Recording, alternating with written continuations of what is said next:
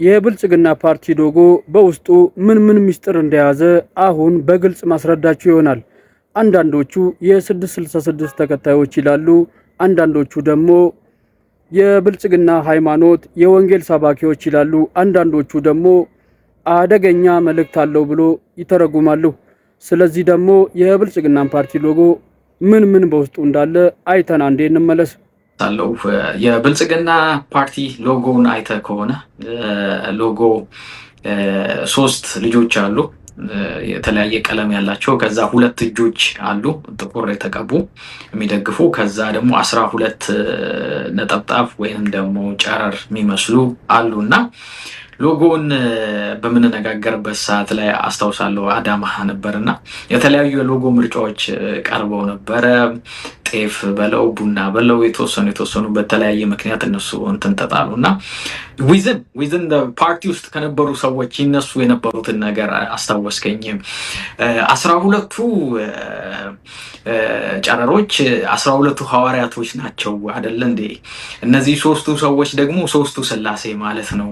እነዚህ ጥቋቁር ሁለት እጆች ደግሞ እነማን ናቸው የሚል ጥያቄ ተነሳ ማለት ነው። ይሄ ጥያቄ የተነሳበት ፕሪሰፖዝ የሚያደርግባቸው ነገሮች አሉ። አንደኛ ሎጎ ከአንድ ቤተል ቸርች ጋር በጣም ስለሚመሳሰል፣ ሁለተኛ ላይ የፕራይም ሚኒስተር አብይ አህመድ የፕሮቴስታንት እምነት ተከታይ እንደሆኑ ራሳቸው ስለተናገሩ ከዛ ጋር በማገናኘት ደግሞ በተለይ ደግሞ የፕሮስፔሪቲ ጎስፕል የሚባል ኦፍኮርስ ፕሮስፔሪቲ ጎስፕል የሚባል የለም ቴዎሎጂካሊ ማለት ነው።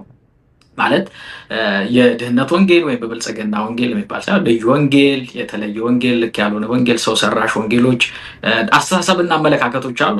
ሂስቶሪካል ባክግራውንድ አለ ኦፍኮርስ የመጽሐፍ ቅዱሳዊ አስተሳሰቦችና አመለካከቶችን እና የተነገሩባቸውን ቴክስቶች ከኮንቴክስታቸው ውጪ እነሱ ለሚፈልጋቸው ዓላማና አደራረግ በመተርጎም በርካታ ከፍለን ልንጨርሰው ማንችለው ዕዳ ውስጥና ማቅ ውስጥ እንደከተቱን እናያለን፣ እንሰማለን በየዕለቱ። በጣም የሚያሳዝን ነገር ነው እሱ። ሆኖ ግን ሁለቱን ለማገናኘት የፈለኩት ነገር ምንድን ነው? ከፓርቲው ጋር ይገናኛል። የፓርቲውን ስም በነገራችን ላይ ዶክተር አብይ አህመድ አይደሉም ያወጡት። ፕሮስፔሪቲ ፓርቲ አቶ ብናልፍ አሁን የአሜሪካን አምባሳደር እና በፊቱ ምክትል ጠቅላይ ሚኒስትር እና የውጭ ጉዳይ ሚኒስትር አቶ ደመቀ መኮንን ናቸው። አቶ ደመቀ መኮንን የእስልምና እምነት ተከታይ ናቸው። አቶ ብናልፍም ደግሞ እንደምታውቀው የኦርቶዶክስ እምነት ተከታይ ናቸው። ዶክተር አብይ የፓርቲ ስያሜ ከወጣቶች ጋር የሚገናኝ ከፊውቸር ጋር የሚገናኝ ሌላ ነበር። እሱ አልሆንም። እንደውም ፕሮስፔሪቲ ፓርቲ ወደሚለው ራሱ አስተሳሰብና አመለካከት ሲመጣ የኢትዮጵያ ፕሮስፔሪቲ ፓርቲ ይሁን ወይስ እንደሱ አይነት የሚሉ ውዝግቦችም ነበሩ። ከዛም በኋላ ምርጫ ቦርድስ ሊያጸድቀው ይችል ይሆንን? ሌሎቹስ ፓርቲዎች ይህንን ቶት ወይም ይህንን ቲም አስፓየር አያደርጉም ወይ የሚል ሁሉ ጥያቄ የነበራቸው፣ ፋይናሊ ምርጫ ቦርድ ላያጸድቀው ይችላል ብለው አስበው ነበር። መጨረሻ ላይ ጸደቀ ምናምን። ለማለት የፈለኩት ነገር ምንድን ነው? ነገሩን ሰዎች ያገናኙታል አይደለም። ከፓርቲ ውጭ ያሉ ሰዎች፣ ፓርቲ ውስጥ እንኳን ያሉ ሰዎች ነገርን አሶሺየት ያደርጋሉ። አሶሺየት ሲያደርጉ የነበሩት ዳይሬክትሊ ከፕራይም ሚኒስተሩ ጋር ነበረ ማለት ነው። ስለዚህ እነዚህ 12 ጨረሮቹ 12ቱ ሐዋርያት ናቸው። ኢንፋክት እንደምታውቀው እነሱ የበጎ ሐዋርያት ናቸው። እነ ቅዱስ ጳውሎስን አይጨምርም እንደዛ ከሆነ ሌሎቹንም ምናምን ማለት ነው። ግን ሰዎች ውስጥ የነበረው አስተሳሰብና አመለካከት ምንድን ነው? እነዚህ 12 ሐዋርያቶች ናቸው፣ እነዚህ ደግሞ ሶስቱ ስላሴዎች ናቸው። ስለዚህ ይሄ ራሱ ኢምፕላይ የሚያደርገው እንትን ነው የሚል ሬዚስታንስ ነበር ማለት ነው። ዜን ከዛም በኋላ ነው ሚኒንጉ ሲነገር ወደ አንደርስታንዲንግ ምናምን የመጣው። ሁለቱ ጥቋቁር እጆች እንኳን እንደዚህ ሶስቱን ደግፈው ይሄ ማን ነው የሚደግፈው? አቃፊነት ነው ሲባል ማን ነው አቃፊ? ማን ነው ታቃፊ? ኦሮሞና አማራ ነው የሚያቅፉ፣ ሌሎቻችን ታቃፊ ነን የሚል ሁሉ ጥያቄ ነበራቸው ማለት ነው። እንደሱ ማለት አይደለም ወደሚል ኤክስፕላኔሽን ሁሉ ውስጥ ተገብቶ ኤክስፕሌን ተደረገላቸው። እሱን ለማለት ፈልጌ አይደለም። ይህ በእንዲህ እንዳለ አንድ የብልጽግና ፓርቲ አባል እንደዚህ ስለ ሎጎ እንደገናም አከለበት። የፕሮቴስታንትና የሙስሊም ቁጥሩ ብዙ ነው። በአዲስ አበባ ካቢኔ ውስጥ ብትሄድ በእንትን ውስጥ ብትሄድ ማለት ነው። በዋነኝነት ግን የካቢኔው ቁጥሩ መብዛት አይደለም የጴንጤ መንግስት ምናምን ያስበለው መሪዎቹ ጴንጤ መሆናቸውን አንደኛ ጴንጤ መሆናቸውን ራሳቸው ስለሚናገሩ ነው። ምናልባት ጴንጤ መሆናቸውን ወይም የወንጌላውያን እምነት ተከታይ መሆናቸውን ባይነግሩን ነበር ድርጊታቸውን አይተን ንግግራቸውን አይተን ምናልባት ሌላ እንትን ውስጥ ልንፈርጃቸው እንችል ነበር ማለት ነው። የሆነ ሆኖ ራሳቸው ነኝ ስላሉ አይደላችሁም ማለት ምን አንችልም ብዬ ነው የማስበው። ቢያንስ ማለት ነው ናቸው ወይስ አይደሉም ወደሚለው ነገር ውስጥ እንዳንገባ ይረዳናል። የሆነ ሆኖ አንደኛው እሱ። ሁለተኛ የሚጠቀሙት ቮካቡላሪ ነው።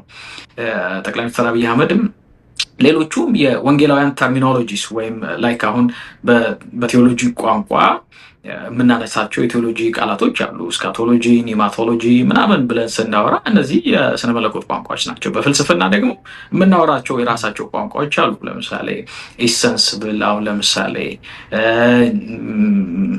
ፊኖሜኖሎጂ ብል እነዚህ ሜታፊዚክስ፣ ኤፒስቴሞሎጂ ምናምን እያልኩ ብሄድ እነዚህ ፍልስፍና ቃላቶች ናቸው። አንድ ሳይካትሪስት የራሱ ሙያዊ ቃላቶች አሉት። ሕክምና፣ ኢንጂነሪንግ እንደሱ ማለት ነው። ስለዚህ የፕሮቴስታንት እምነት ተከታይ እንደመሆናቸው መጠን የፕሮቴስታንት እንትን ቮካቡላሪ ይጠቀማሉ። ኢንፋክት ከሳቸው በፊት ባይዘወይ ወርዶቹን መጠናት አለበት ብዬ ነው የማስበው። እነዚህ ሪሊጂየስ ወርድ ለምሳሌ የሪሊጂን ወርድ ተጠቅመ ኢኮኖሚን ኤክስፕሌን ልታደርግ ትችላለህ ወይ?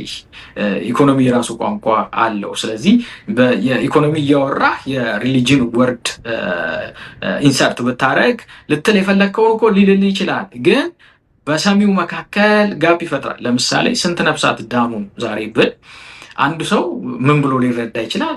ወዲሁ ሚል ነፍሳት ኢንሴክት ምናምን እንዴት ይድናሉ ምናምን ብሎ ሊያስብ ይችላል። እንደሱ አጋጥሞኝ ያውቃል። ነፍሳት ማለት ግን ምን ማለት እንደሆነ በዛ ማዕቀፍ ውስጥ ያለ ሰው ነው ሊረዳ የሚችለው ማለት ነው። አንዳንድ ነገሮችን እዛ ውስጥ ስትሆን ብቻ የምትረዳቸው የምትችላቸው ማለት። ስለዚህ የሚጠቀሙት ቮካብለሪ ራሳቸው እንደሱ ማለታቸው። ሌላኛው የኦርቶዶክስ እምነት ተከታይ ሰዎች ቦታ ብዙ በመንግስት እንትን ውስጥ አለም ማግኘታቸው ከቤተክርስቲያኗ ጋር ከሚደርስባት ስደት፣ እንግልት እና ካህናቶቿም አገልጋዮቿ ከሚደርስባቸው መከራና ስቃይ የተነሳ ነው እንደሱ አይነት ነገሮችን ሹመቶችን ስንመለከት ምናምን። በፖሊሲ ደረጃ ግን እና በህግ ደረጃ ግን ይሄ የጴንጤ መንግስት ነው፣ ይሄ የጴንጤ ፖሊሲ ነው፣ ቴዎሎጂካሊ የምንጠቀማቸው እንትኖች ምናምን ድራይቭ የተደረጉት ከዚህ እምነት ነው ምናምን የሚል ነገር አናገኝም ብዬ ነው የማስበው። ሰው ከዛ የተነሳ ነው ሴኪላር ነው ብዬ የማስበው። ግን ቅድም እንዳልኩት የሚበዛ ውሳኔ የሚሰጠው አካል ነው በቃ ከዛ ጋር የተገናኘ በጎ ለምሳሌ እንደመጡ ጠቅላይ